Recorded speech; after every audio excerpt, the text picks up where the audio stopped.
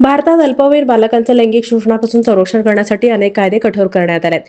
या कायद्यांमध्ये आरोपी दोषी आढळला तर कठोर शिक्षेची तरतूदही करण्यात आली आहे. आपण अनेकदा अल्पवयीन मुलीच्या प्रेमाला जाळ्यात ओढून तिचं लैंगिक शोषण केलं जातं.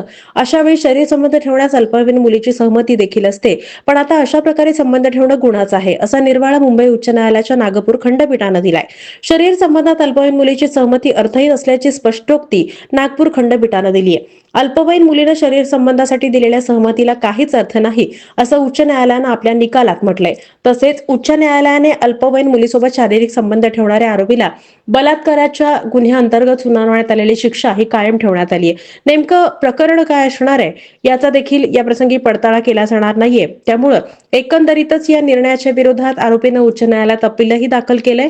मात्र या प्रकरणात अपील हे उच्च न्यायालयानं फेटाळून लावलंय. शरीर संबंधामध्ये त्यामुळे एकंदरीतच अल्पवयीन मुलीची सहमती अर्थहीन असल्याचं यातून आता निष्पन्न होतंय.